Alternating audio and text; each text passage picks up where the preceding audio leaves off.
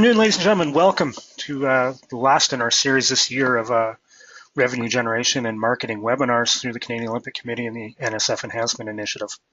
My name is Dave Patterson. I'll be the moderator today, and I'm just going to take a few minutes as we get started to explain to you how our GoToWebinar tool works and what we'll be doing today. So if you look to your right, you'll see the chat window. In there, you can ask your questions as a chat or as a question in the question window. Be happy to field those at any point, and we'll try and insert those as we go. As you can see right now, you can see all three speakers up on your screen. You can see us. Do not worry, we cannot see you. And you are all muted today. So given the size of our group, we've made sure that to keep this clear and easy to work with, everyone is muted. But if you do ask your questions through the chat or through the question window, we'll be happy to answer. I will be happy to ask those to our presenters on your behalf. And so with that, it is my pleasure to introduce the chair of the COC's Revenue Generation and Marketing Committee, Dr. Gene Edworthy. Gene, take it away. Thanks, Dave. Well, I'd like to welcome everyone to the final webinar in our 2014-2015 season. These webinars, as Dave said, are part of the COC's NSF Enhancement Initiative, and are really designed to provide information and real-world sport examples to help our Canadian sport federations build their capacity to generate revenue. Today's topic is developing and monetizing major domestic events. And I'm very pleased to have with us today Mr. Mark Eckert, who is Executive Director of Volleyball Canada. Mark has just come off of a significant major domestic event, 6-day national championships, open championships here in Calgary, combined with an international event featuring our men's and women's national teams as well. I was able to participate at the event and saw firsthand the significant nature of this event. I'm very anxious to hear the background that Mark's going to give us today in terms of how this came to be, how it's set up, how it's working, and what key learnings that we can all take away from it. So it's my pleasure to turn things over, Mark, to you, and feel free to ask questions of Mark as we go. As Dave said, he'll be picking up the questions. I may interject a few myself as we go. And so, Mark, over to you. Thanks, Gene. Welcome, everyone. I'd probably like to start just with a bit of a quick background on myself and why these events in particular are so near and dear to my heart and what we've evolved. Initially, I was the volunteer chair of our domestic competition committee for Volleyball Canada in the late 90s, early 2000s, and then took over the assignment as executive director about 6 years ago, and have then had an opportunity to move the events then to maybe another next level, and it's been really something special for me. So what we're going to do is we're going to walk through the evolution of Volleyball Canada's national championships from small gym to one of, if not the largest, participation event in the country for athletic participants. Our spectators might not be as, or are not as high as some others, but certainly on the participant side, with over 10,000 participants, we're pretty comfortable that we're one of the biggest. So let's start with the good part. Let's talk about what we just finished here, and then we'll talk a little bit of how we got here. Calgary 2015 event, something we do now every 3 years. It is our National Open Volleyball Championship, but our goal and what we've done is made it much more than just a volleyball nationals. The women's national team played Puerto Rico on May 13th and 14th. Our men's national team played Cuba as part of World League on May 16th and 17th. We also did Hall of Fame inductions as part of this on a separate evening. So again, much more than just nationals, 4 international matches to go along with the 3,000 matches that took place for nationals. So what does it take? What's the numbers like? Well, let's start with room nights. So a room night is one booked hotel night, whether there's one person, 4 people in the room. Some of the younger clubs seem to put a lot of people in the room, don't quite know how they do it. The reality is it turned out to be 22,500. When we talk monetizing later, I will tell you room nights are your most powerful negotiating tool. In our case, we use a third-party vendor to help us out with that side of the business. So our participants, we had over 10,000, so we had 800 teams, really strong regional participation. We only had one province that was not represented, that was PEI, but we made up for it in my mind because we had all 3 territories sending teams, and those kids had a wonderful time. Spectator base, we had over 20,000 spectators coming to the Nationals, and we had 15,000 spectators attend the international events. So great numbers for us. Certainly on the international side, you know, we put through 10,000 people for World League on the first weekend. And officials, it took over 350 officials to make this work. We actually imported some talent from the US. We brought in 50 American officials as well. And when it comes to the officials, it's not just bringing them to provide a service. We provide evaluation and mentorship to the officials at the same time when they're there. So our national candidates and regional candidates get evaluated and get feedback while they're there. I will say, and I'll do it as the aside here, the international officials that were here for World League and Grand Prix spent an extra day here and volunteered their time to work as mentor officials. We thought they'd come in for a few hours. Each of them put in 12-hour days and just loved it. So they really joined in and caught in on the excitement that we were having. On the staffing side, we had help from all of our various provincial and territorial associations. It really is what we call a Volleyball in Canada event, where all the PTAs, provincial territorial associations, helped out. So they flew in, they treated it as a professional development opportunity, and they all worked events. You could have been, you know, in one of the halls where those courts were being operated by the executive director from Volleyball New Brunswick, and the person running score sheets was the ED from Volleyball Saskatchewan, and the programmers were there and other people as well. So part of the event, again, when we talk about we're just more than volleyball, you know, we talked about the volleyball things, we talked about coming to World League, women's matches, others. We've really tried to make our events attractive for the whole family to come and build in other activities. And it's, again, when we get to the part about monetizing the event, you'll see how this plays a role.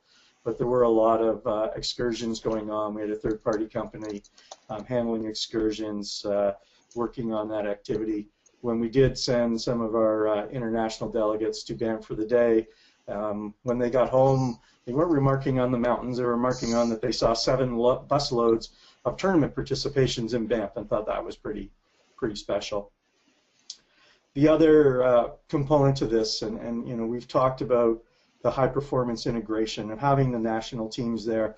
Well, you know, we could not do this without the support of our international federation.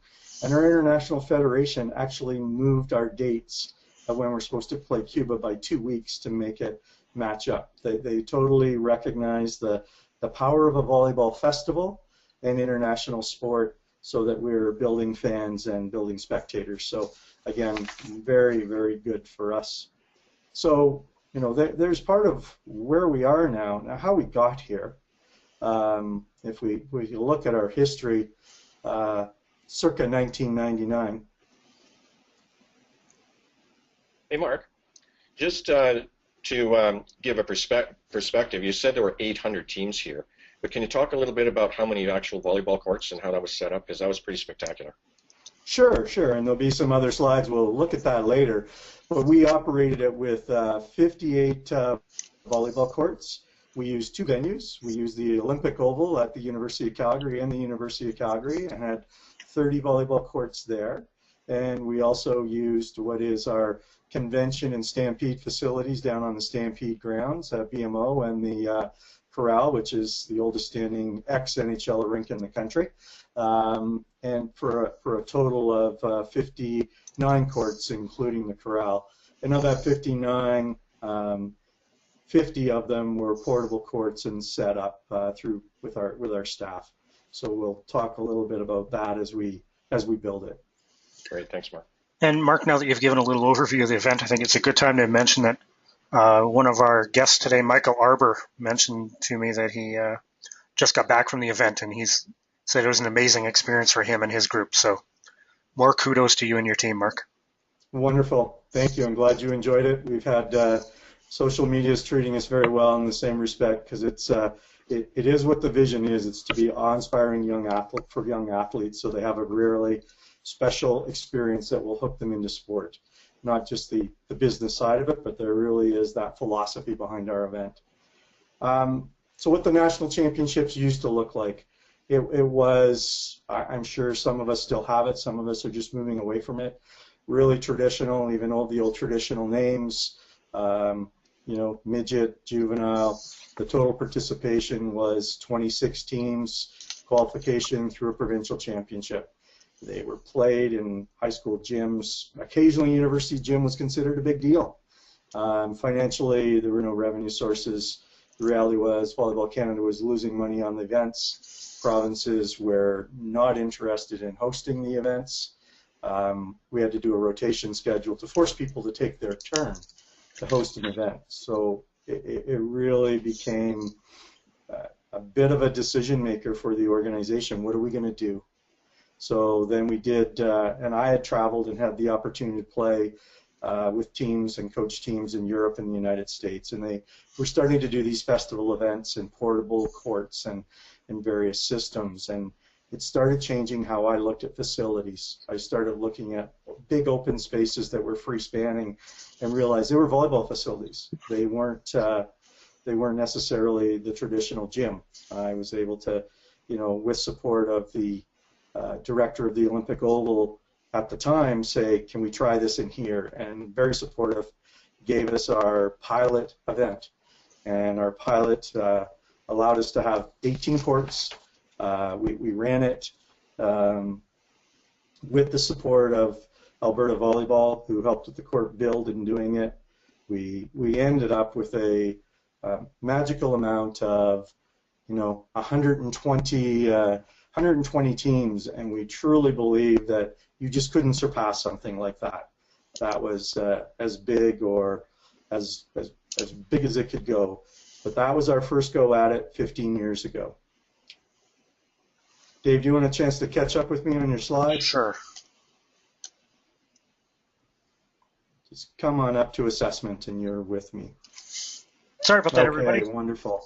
So again, our expectations were surpassed. We truly thought this was as good as it gets, and it financially was successful. And in those days, financial success meant no one lost money. I believe we did have a mild profit margin of $3,000 or $4,000 on the event.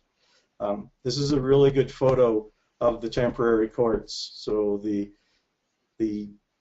posts are held in with metal plates that are underneath the court. And where you see the Volleyball Canada logo on the black, they're actually water barrels, 40-gallon water barrels that are weighting it down. So that's part of our system that keeps everything in play. Funny stories, in the early days, we weren't very good with the water barrels.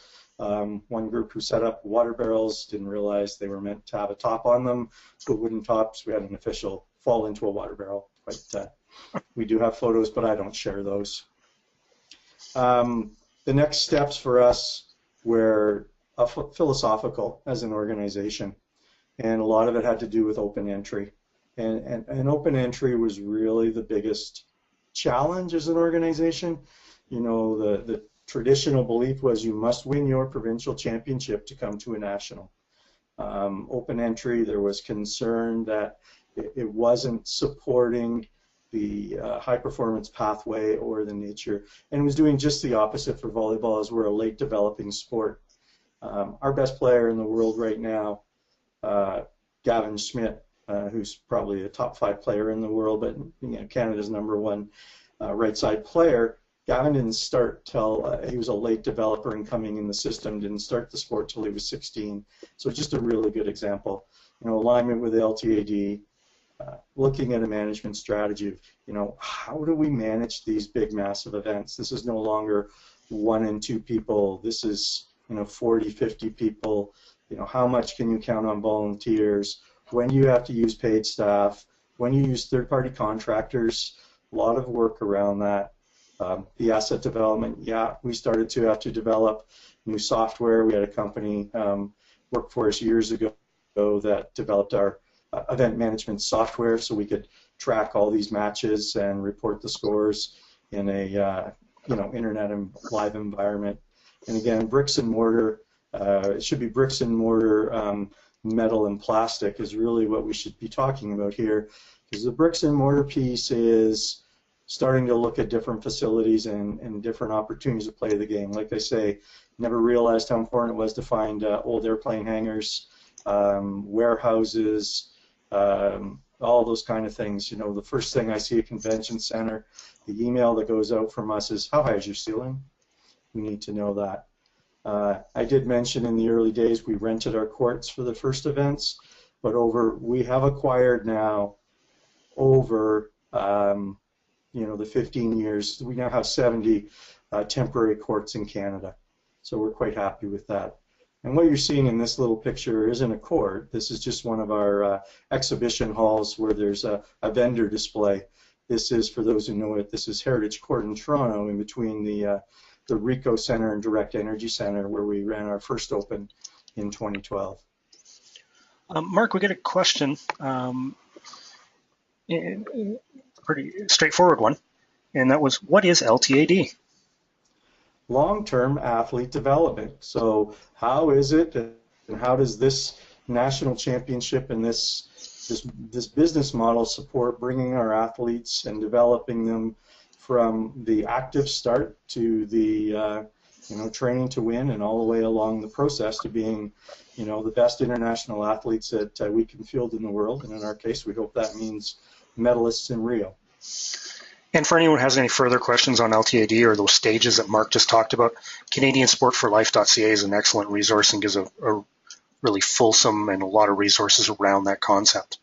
Mark, I had another question, and you talked about your work initially on the volunteer side on your regional event, built it up to over 100 teams, and really saw that there was something blossoming there and you had something to work with. But my question is, from the community at large, the people who were attending that old event where it was Win Provincials and that kind of thing, was there a problem? Were people saying this event's no good, this is not the way to do it? Or... Oh, absolutely. That was the philosophical piece. There was a pushback to change, no question. I like telling the stories. I'm chairing the volunteer committee for domestic competition. We had to get a room. Our committee comprised of 8 people, but we had to get a room that could hold 50 spectators to come watch us, because we were the people who in their mind were ruining their sport. So they had to come make sure and pay attention to what we were doing and how we were continuing to honor the development and how we handle it now. And we've always handled it, because we always believe that you are declaring a club champion and you do want the best teams playing the best teams. The way our tournament works is we match skill sets. So to be in Division 1, Tier 1, you must be a provincial champion or a silver medalist in your province. That's how the tiering works. Then you're seated accordingly. But the unique thing is you also get down on the second day, because we pool and repool, where teams are playing off in Division 3, Tier 4, and those matches could go just as long, because we've now matched up equal skills, and those kids are just as excited to win a medal, let me tell you. I will say right now we gave out 4,000 medals in Calgary. So, Mark, speaking again on that philosophical change, you had some pushback. There were people who were telling you were ruining the sport. And you've gone from a situation where you now, from what I think you quick look at the math, you're actually awarding more medals than you used to have participants. Oh, very, very, very much so. This is a big shift. So what were the tools or the tactics that you used to get that philosophy across to those who are pushing back and do that job of convincing your community that this was the way to go? Well, we took all their concerns, Dave, and we were really clear in hearing what their concerns was. And their concern was, well, this isn't the best teams in the country. This is a festival. This is something different. This can't possibly be our national championship. But we addressed all those concerns through how we tier the event, how we run the divisions, and how we actually do the seeding for the event. I mean, the seeding now has clearly surpassed what I can do. There's some percentile methodology and some great computer algorithms based on how many matches you played that year, which province against who. It's quite good. But that's how we did it, and we continue to work with all our provincial leaders and brought them along. So it really was a bit of a process, and it was like we got a new province all the time who wanted to do this. And this is maybe an opportunity to say that all our provinces now run the same business model. Everyone runs open provincial championships. Great. Thanks, Mark. So our current model, where we've evolved to with our national championship, is the one we've just run, where we run everybody in the same city, ideally one facility, but with our facilities in Canada, there are a number of cities that are large enough that we have to use at least 2 facilities. So, you know, we accept that. And we do that every 3 years. When we first designed it, we had wanted to do it every 4 years and match it up kind of to the Olympic quadrennial. Then we realized our foolish ways and what that would mean from a staffing resource in an Olympic year challenge. And we really liked 3 because we wanted to make sure every athlete going through the system got to participate in an open national championship at least once, and maybe twice, depending on when they started playing. So that was a little key to the entry side. The other years, we work in conjunction with our provinces, and we still put it out through an RFP process through provinces and cities to have the events, and they're broken down by the age classes. So, you know, we speak to Jean's comment or question earlier. This is the Olympic oval in volleyball mode. Looks a little different. I'm not sure if you know, my speed skating friends are on, but yeah, it's definitely a great multi-purpose facility. It can hold 26 courts. For this event, we used it with 20 so we could take advantage of the space for a vendor hall as well, and lots of activities for the parents and athletes to participate in. Now the growth, even from 2012 to 2015, when Toronto was our first Open, 686 teams, really pleased with how that turned out. And then we moved to 2013 and we got a great uptick in our numbers. You see in 2013 we've gone back to the regional events. You see we're now, you know, you have 17 and 18 in an event, you have the very 15, 14, and 16s combined in the East, and now you see Calgary where we went to 801 teams. I will tell you going forward, 2016 and 17, because of the growth that happened in the regional events, we no longer have any age classes that are combined. The sheer size of it means it has to be single age classes, in some cases single genders, and it does give more cities the opportunity to bid on our events as well. One of the other things with Calgary, and as we all know, it's our era. It's what's going on now. It's the social media side of the world and how we've had to change things. We had good results with our social media and our hashtagging with the Calgary 2015, good documenting of the event. If you do get a chance to look at a couple of these highlighted areas Dave's shared with you, it'll let you know how it was done. Like we kind of told the story and did it. And you know, the one example I'll give is we had some fun with the athletes where we took pictures of the medals, but it was done with the videographers supposedly sneaking into the room at night and seeing what was in the equipment room, and they found the medals and they showed them off, and then they were, you know, chastised by the tournament director. That little 1.5 minute video had 14,000 views within 48 hours, so lots of fun with that. Online program, got away from hard copy, did a small print run, and thank goodness, because it's very large. We did a photo there was a team photo for every one of the 801 teams. We did our finals in the same facility that the international matches were played, and great attendance in the halls, 1,500 to 2,000 for the boys and girls various youth finals. And for our audience, those two links were sent out as part of your confirmation email earlier today. They will also be available as the PDF of this presentation will be sent out to you afterwards as well. So you'll have a chance to follow those links in a couple of different places if you'd like.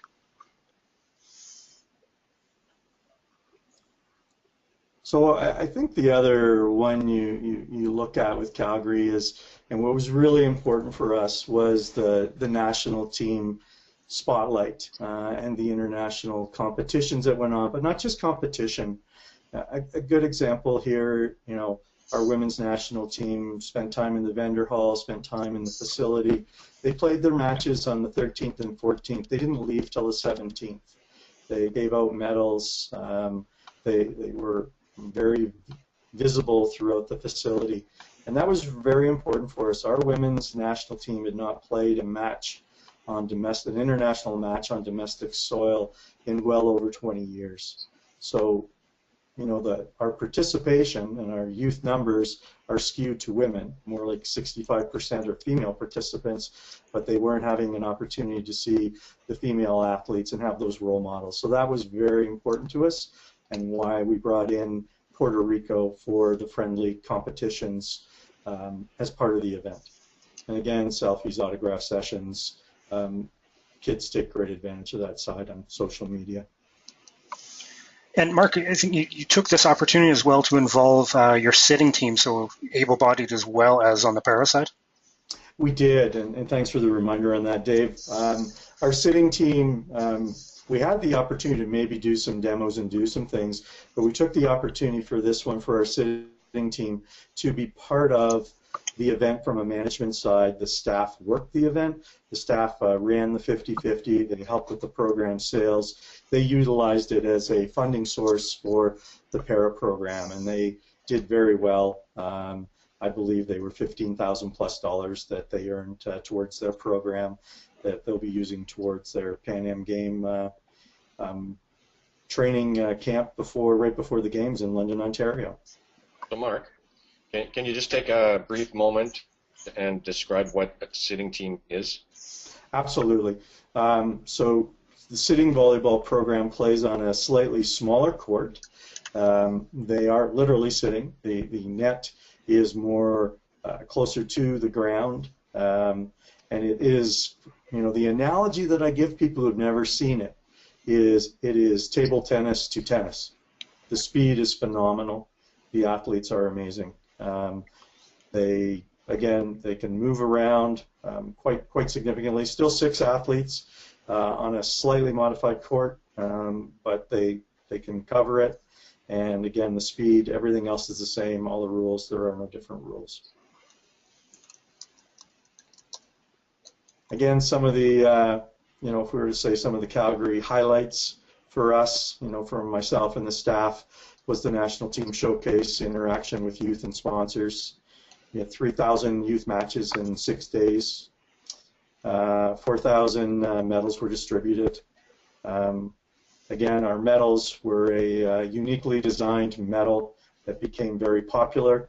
You probably can't tell from the picture in the deck, but you'll see it later. And as you look carefully, these medals actually come off their ribbons, their lanyards. They're actually belt buckles. So it's a somewhat permanent souvenir. Again, became highly sought after. I'm glad we had a few categories where there were extra medals because referees, international delegates, everyone wanted a belt buckle. So we got that one right.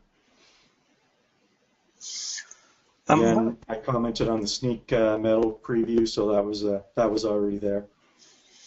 So, Mark, when you look at all you've got going here, you've got your para team involved, you've got men's and women's, both women competing in a high level, friendly, men competing in the highest level outside of the Olympic Games there is. All of this going on your Hall of Fame, a vendor hall. Can you walk us a bit through that decision-making process where you decided to take on so much at once?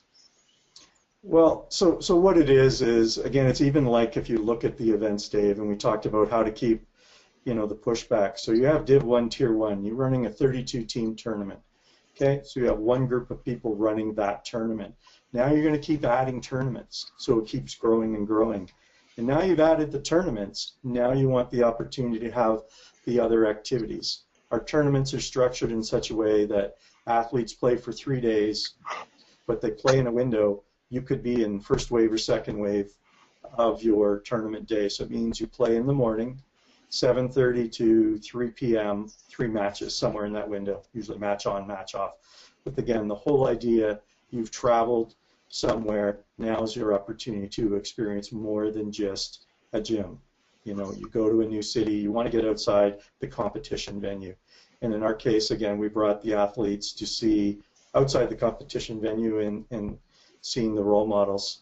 And I will say, with the men and women, we had one match with the men where we did sell out, so we had 6,300 plus in the venue, and then we did an autograph session after, and to protect our athletes to be able to play the next day, we kind of had to shut it down after an hour and 15 minutes of the athletes signing autographs. So we've really made a youth connection to their role models who are playing at the international game. Great, thank you. So here's the one you guys want to hear about. This is the business side of the operation. This is preliminary estimates. We actually, staff and I believe, are being quite conservative. We have a lot of numbers coming in, and we've done very well on managing our expenses and maximizing revenues for this event. So we, are seeing this net come to us. It's on the off years, national championships, net is maybe $100,000. So this helps and stretches things out for us to support our other programs. And my other comment on the budget would be from 2012, we actually have grown that. We netted maybe $200,000 first time around, and now we're gradually improving and learning again, getting into this section where we have many new ways or opportunities to find the money. And and this is where we talk monetizing the event. Well, philosophically, from our point of view, we're trying to share in all the spending related activity at our championship. Parents, what have you, are spending a tremendous amount of money. We have private sector companies who are benefiting from that spend. However, it's always the national federation or the other group that incurs all the costs to make the event come on and happen. So that's what you see from the philosophical point of view, where we're trying to do that. And so part of this is, what are our assets and what do we do? So the first thing is we have our STEAM analysis from the 2012 event, and the STEAM analysis, so that's an economic impact analysis. That is a pretty industry standard thing for those who aren't aware of what that is. And we hired CSTA to actually do that with us, with our last partner. So what it showed, that there was a $20 million economic impact when we last hosted the event in Toronto.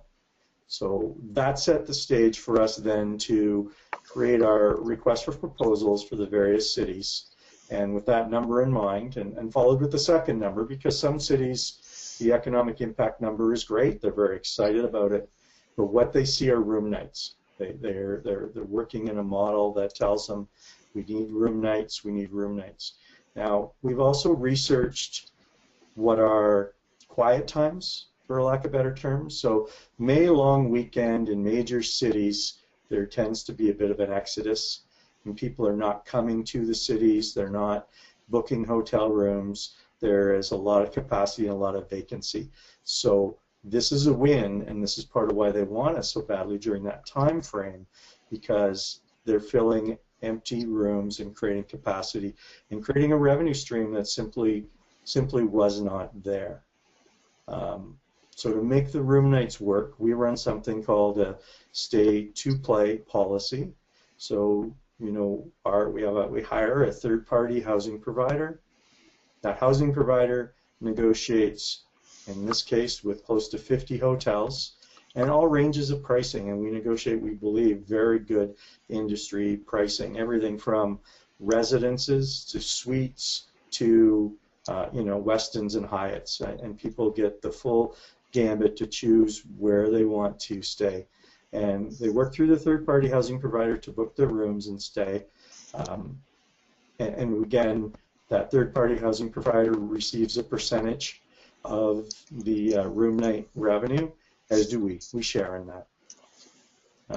Our team registration of 800 teams, 1,150. And again, we charge a little more on the year that we do it as a big open because we are going to unique facilities and trying to do unique things that cost a little more, and we are trying to differentiate the product, for lack of a better term. We want the open year to be something different than the regular years where people are just going to regional events. Our regional events are great, and I say just an ordinary regional event, so just a 240 team event maybe in one city, but these are still, we want this one to be different, want it to be special, have a vibe and a feel, and we invest in it. Spectator passes, again, if we want to talk about philosophy and pushback, 15 years ago when we first started saying to spectators who were used to coming to volleyball for free that there was a cost of entry, very difficult for people to accept at first, but it's become our norm, and they even get like it's part of the value of the sport, and our sport is a valuable sport. And again, this is all through messaging and philosophy.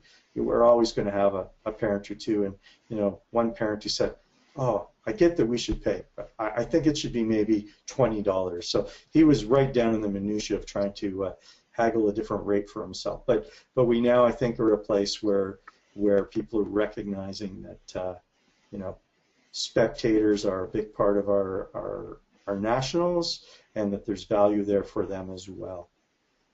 This year was one of our better years for having rebate programs. Again, we all sell programs. That's pretty traditional, but that was just part of it.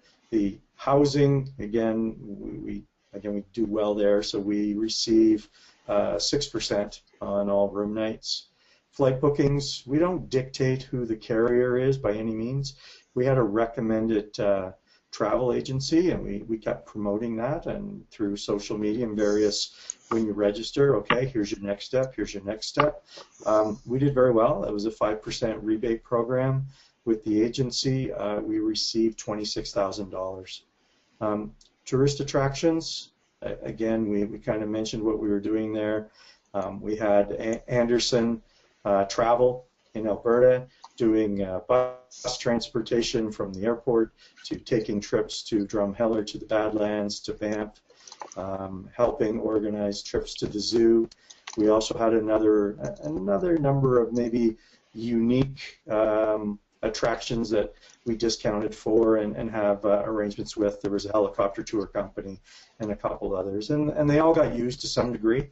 I'm really not sure we're at on this. Last time we saw the numbers, I think our rebate was in the $10,000 range. Vendor halls starting to do very well here. We sell booth space $2,500 per 3-day event, so $5,000 if you're staying the whole time. You think about it, if you're matching your product and your demographic is 14 to 18-year-old female athletes or females, we're about to deliver you in a very short period of time 6,000 of them. Worked really well. We had a sandal vendor who was trying to get things airshipped in a very short period of time because they ran out of product, so it was great. We have a lot of work to do in this category too, though, in the vendor hall and these kind of rebate programs. Again, we show proof of concept and we've grown it, but we'd like to do a little more. The rebate program, we're missing out still on any piece of the action when it comes to the restaurant business. We are working to create some software, some open plate software where people, again, through our website and our links, are going to have the opportunity to make dinner reservations and do have you, but going through that software will somewhat give us a credit on whatever percentage we can negotiate with that restaurant. And that's going to be important for us too, because we did some preliminary estimates and we think there's $60,000 to $100,000 there. And maybe you don't want to hear that your participants and athletes are having trouble getting reservations for dinner places, but it just told us what kind of impact it was making in the city where you just could not get a reservation. 50-50 draw went on. Certainly this is not a World's Junior Hockey game, but we're giving $2,000 and $3,000 a day was pretty much the prize, and as I say, that money was through and our sitting volleyball program were the beneficiaries of that, but they also were the ones who did the hard work to make the sales. So tourism in city, biggest piece of our revenue right now. Again, you go up to the steam analysis and room nights, doing the RFP process to bring the event. We will have our RFP out for the 2018 event this September. We're currently working on it and tinkering with it based on our learnings from the current event, and that's going to assist us. It's a very detailed document. There are maybe 5 major cities, and to be honest, right now they're already trying to work myself and my tournament staff to ask questions. Mark, the people that you've got negotiating the rebates and working with the city and whatnot, I'm assuming they're your Volleyball Canada marketing staff. Can you tell us a little bit about how big your staff is in this area? Well, actually, one of the COC learnings we had was to use a third-party professional service to do that. And we actually use a company called Sport Brand who has us as a client. We probably have a good 50% of their time, and they're engaged in our sponsorship program and our rebate programs and what have you. And they really look at, we look at the event and bringing in revenues. They look at it as bringing in potential sponsors and dangling a carrot in front of them and getting them very excited about what we are and who we are. Now, you mentioned sponsors. How is your sponsorship for an event like this? What has it done for Volleyball Canada in terms of developing sponsors? I believe we don't sell the event as a standalone. We build it into our ongoing sponsorship process, and we've probably grown our sponsor business at the same rate as we've grown our tournament business, so to speak, our national championships. And again, we used to use this terminology. This event was built in some ways too to make us relevant, to let people see us and know we were out there. And again, it helped with the sponsors as well, give us recognition. So it has improved that dramatically. Yeah, number-wise, yeah, we're in the $600,000 to $800,000 range now annually with sponsor dollars. So really, when you're talking about monetizing the event, you're doing much more than that. You're really selling Volleyball Canada on a full-time basis, not just the event. Oh, absolutely. And we showed the tournament numbers, the 2.7 million, the 2.4 to make that net. That doesn't include anything that was involved in the international matches. There's another $250,000 in ticket sales that happen for those events too. What about television? Did you get much television coverage, and were you able to monetize that at all? No, we still live in the world of television in Canada, where we have lots of television because we pay for it. We have our own production company doing the events, and then we basically then RFP out and get some small amount back from who's going to broadcast. And broadcast, they're just providing airtime and satellite link up. Locally in Calgary, we're still following clippings and news, but we did very well that way on news and clippings and awareness. Will that obviously won't help us for this event, certainly will help us for future events, again, as people see the value of this event growing. I will say, without, it is somewhat confidential, but the tourism and city dollars that we received for the first event in 2012 versus 2015 has grown dramatically. Our basic principle is, and that's no secret, we don't pay rent. Mark, this is the final webinar in our series, and we've talked about branding, we've talked about philanthropy, we've talked about developing sponsor packages in the past. You talked about having your Hall of Fame event here. Have you been able to capitalize at all on the alumni that would attend these kinds of events from a philanthropy perspective, or are you planning on tapping into that using the data that you've collected from this event? Absolutely. I can't give you numbers from this event. We had the Hall of Fame, and we had Calgary used to be the training center for the men's volleyball team, and there are a tremendous amount of Volleyball Canada alumni in the city of Calgary. They attended the Hall of Fame and the post-game receptions in droves, and we have a program right now, an endowment program that we work through the COC Rally for Rio and collecting information and collecting some money to build the endowment. So that's the direction we're going with it. I would say that we're at our very early phases. We're clearly thinking about it. Will we do better as we grow it with the event? Absolutely. Very good, Mark. Thanks very much.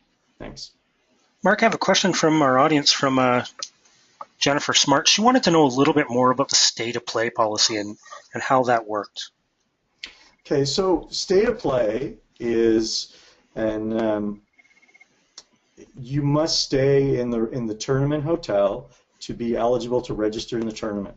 Pretty hard line, but it's not. This is our recommended hotel. These are our 50 different properties that you have to pick one of them, and you have to go through here. Once you're registered at one of the hotels, then you can register in the tournament.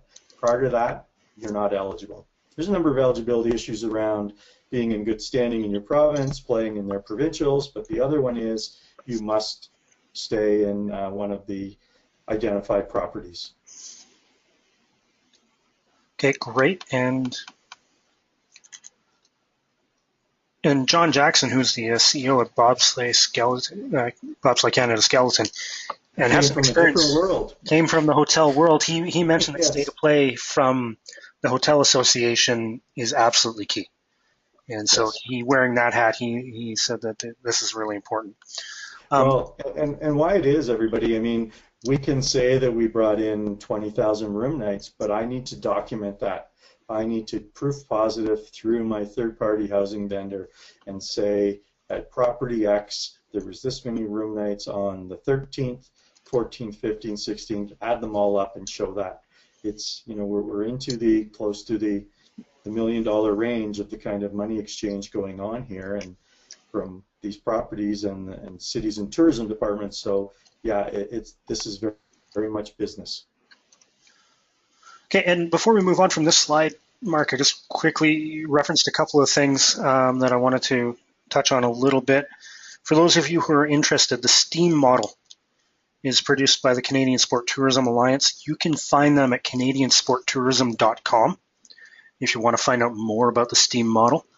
And you can also go to opentable.com to reference that software that Mark has talked about a little bit about capturing value from the restaurant business that's associated with their event. Mm-hmm. Thanks, Mark. So I did want to move to kind of the takeaways and where do you start? And in the in my mind, and I look at what we went through and our inability to see facilities as our biggest barrier, see the drive to do, this is how we do a championship. We've always done it this way. We cannot possibly do it any different way. It really started with the philosophy of your events. Is your event for the help based on some carding money? Is it based on because it says in your constitution you must declare a national champion? What is the reason behind it? and what are all your events? Not to believe that just your national championship is your only event. Remember, events are meetings as well, and you could have just a simple series of meetings that are even packaged together. You know, if it was at all possible, I probably would have put the AGM with this event as well, but I think I might have had a staff revolt if I'd added one more thing at this point in time. So we're getting close, but that's why we're trying to do it. So you know, it's know who you are, know what your event is, know the personality of your event, and how the membership will react and how you can manage change with them. You need to inventory every possible event you have, every possible set of meetings to really look at your assets. And then what I think is key, and the most important piece is, in my mind, you know, you take it sport development, so that's back to where I reference LTAD and how this is going to help grow my sport, more members, more potential, you know, the pyramid at the bottom, more athletes, and then you link that with business development. You'd be surprised, and I'm always surprised how well it aligns, that sport development, business development can align very well and help grow your sport and help support your sport to grow it even further, which is another key. Short term, whenever you can, RFP everything as much as you can. And your event staff and my program staff, they love to go, hey, we got a good relationship with this facility, let's just go here. I said, well, did you put it out to market? Well, no, because we know these guys, it's real easy. So we turn around the next year and put it out to market. And this is a small event. You know, it was a 16-team tournament. Well, we managed to get $10,000 by going to market. So it really is, and there are good, Dave, again, I'll reference a good location for people to find RFPs. You'll find a few of mine.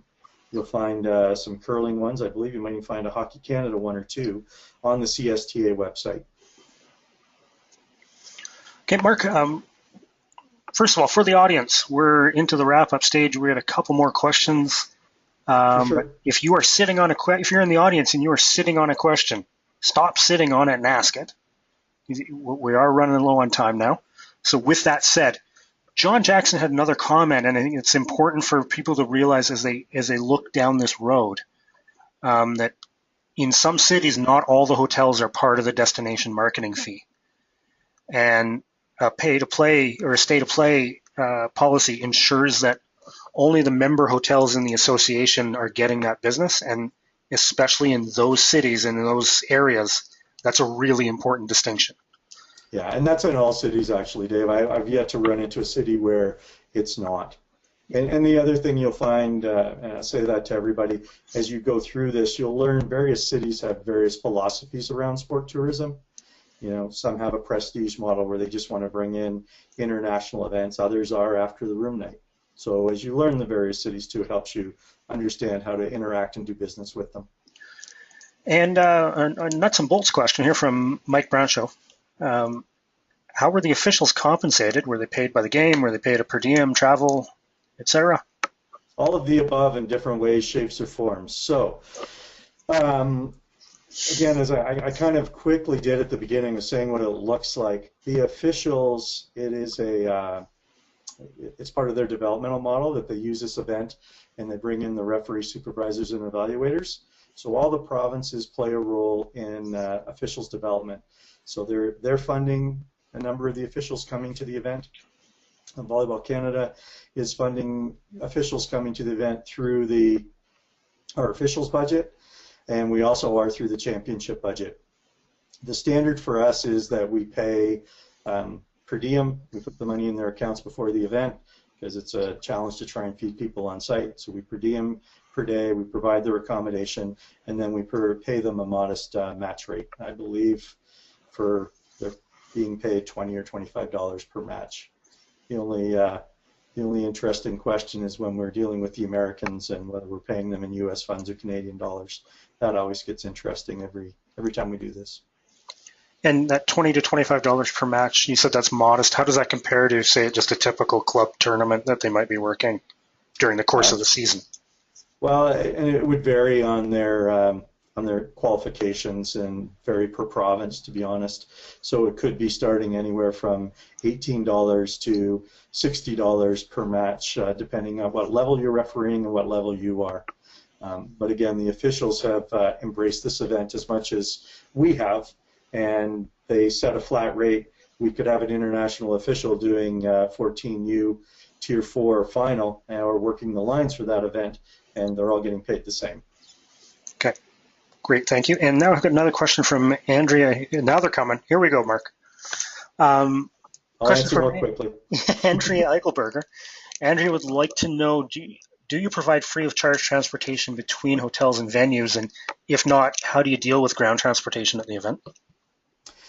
We tried it in Toronto at our first time around. Actually, our third-party housing provider had provided shuttle service, and it did not work.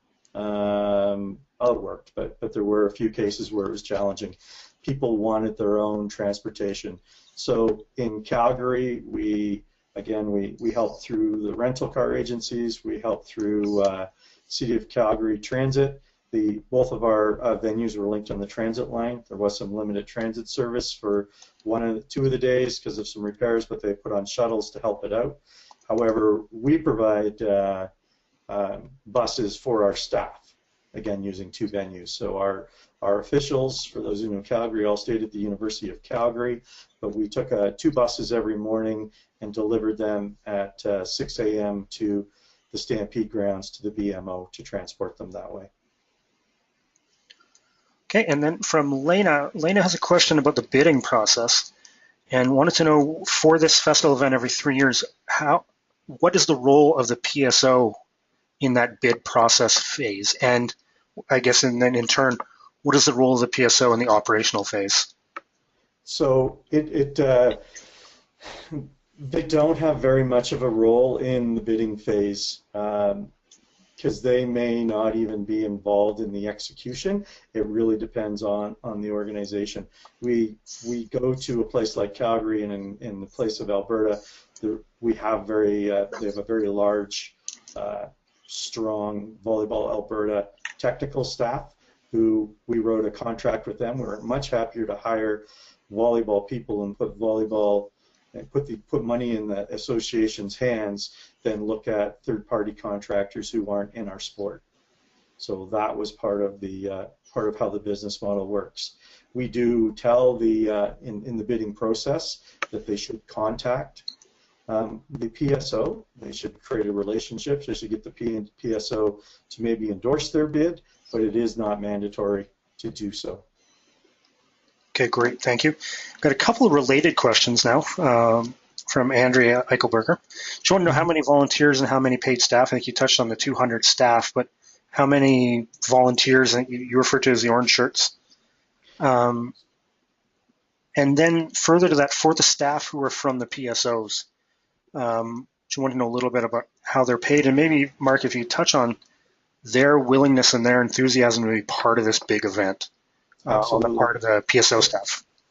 Let me go with the last part first. So the PSO one, we put it out and we communicate. We've been communicating it probably for, well, they all know, they've been communicating for well over a year that this opportunity is here. The PSO leaders, their responsibility is to get their staff to the event. So regardless, you're from New Brunswick or wherever, and if your leadership or your board believes it's to your benefit, you gotta get them to Calgary. Once you're in Calgary, we take care of you. So again, it's your accommodations, your per diem are all done. I did share the example where there was a scheduling mistake. PSO staff were having their wrap-up dinner. The event was over. They were all out for dinner, and we had a shift of, I used the term orange shirts, that was our court staff. We're told they didn't have to come for an evening shift because there was no event, no matches going on. So the person who made that call didn't realize they were scheduled to come in to help take courts down. Well, all of a sudden, you know, the email went out, and all these PSO staff, people who have been working really hard for 6 straight days, basically got up, left dinner, and went back to the venues and helped pack up courts to make sure it got done and got out at midnight. the way our staff describe is these people have a very strong Volleyball in Canada hat, and they wear it, and they wear it well.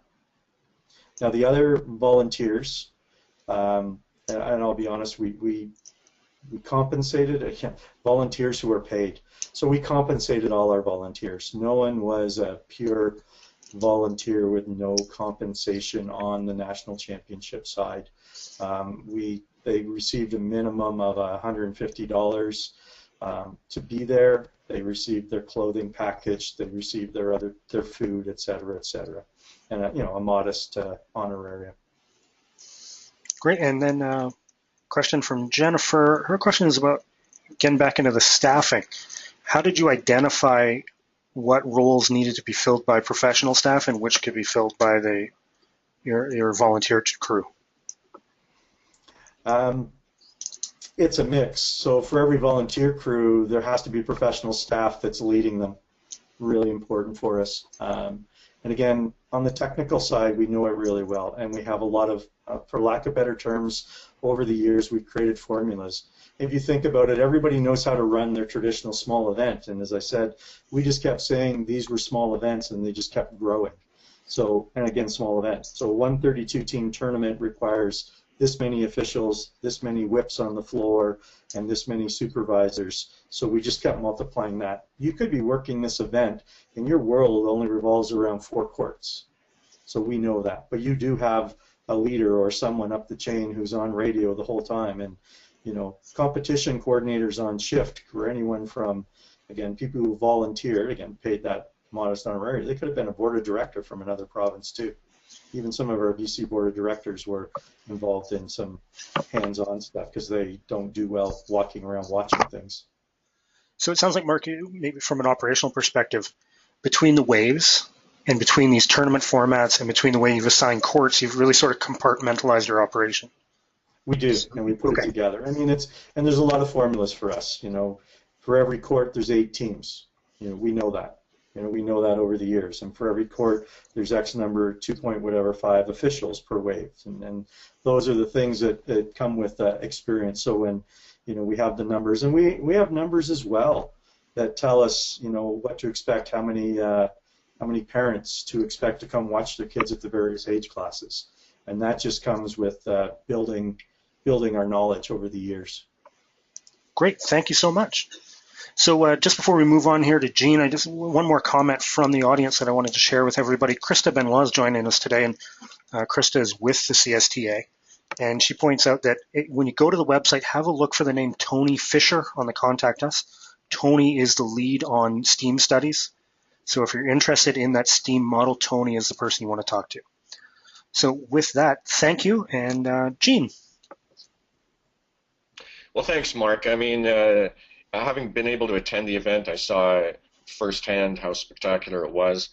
You know, we're not talking just about the monetization aspect of it. We're talking about developing the sport, and you could really see the value of having the national team members there, being able to play in front of the young people, being able to see the young people respond to the national team.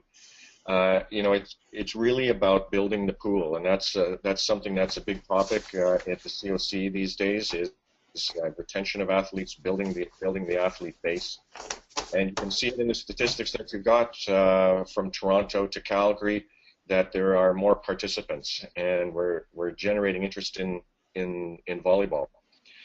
I think it's also interesting to note that from a revenue generation standpoint, it's not just about the event itself, but the fact that the event is building the brand of Volleyball Canada and giving you more marketing opportunities for the global sponsorship of Volleyball Canada. I think that's very important. I thought it was very interesting, too, just the fact that you're using some third-party help here. And even though you're a fairly large organization compared to some of our sport federations, I think there's real... as an example of the potential that even the smaller sports can have in negotiating some of these rebates and being able to capitalize on more interesting and diverse revenue streams. So, Mark, thank you very much for that. I think that this is a great example of how we can learn from our own sport system. And when we look at this stream of webinars, Over the last year, we've had 6 of them, and we've been trying to provide some basic education in these areas, as well as some real-world sport examples. The existing webinars that we've had over the last few months since September are actually being recorded, and they are available to watch. The link to those stored webinars is going to be sent out in an email over the next few days, along with the key learnings from this particular webinar. For next season, we're going to be starting up the webinars again in September. And the plan is that we're going to be using a format similar to what we have today, where we're going to take the NSF enhancement initiatives, the projects that the COC is funding, along with the sport federations, and we're going to take examples of those and showcase them to what is being done and what the potential is to be done. Along with that, though, we're still interested in your ideas. So if you have any particular aspects of revenue generation marketing that you want to be addressed, please let Dave Patterson know, and we will take that under advisement and try and include it in the webinars that are being developed for next year. Since this is the last webinar of the season, I want to thank a few people. I want to particularly thank Marg McGregor, who's the Director of NSF Leadership with the COC. She's the one that's behind all of this. And I want to thank Dave Patterson, of course. He's doing the heavy lifting involved here, all of the organizational work. Dave did a great job. Thank you very much. And I also want to thank our Revenue Generation and Marketing Committee. The names of them are up in front of you there. You can see we've got some heavy hitters from the sport world, people that have done fantastic jobs at developing their own marketing and revenue generation strategies. These are the resources that we have available. And again, Mark, I want to thank you, and I'm assuming that if anyone has any questions relating to this, and I'm sure there probably will be, that you can be contacted through Dave Patterson or through Volleyball Canada in order to answer those questions. Absolutely, and I'm more, Gene, willing to share any documents or resources. If someone's looking for something in particular, we'll do our best to get it to them. So thank you, Mark. Thank you, Mark. Thank you, Dave. Thank you, everybody. Have a great summer. We'll see you in the fall.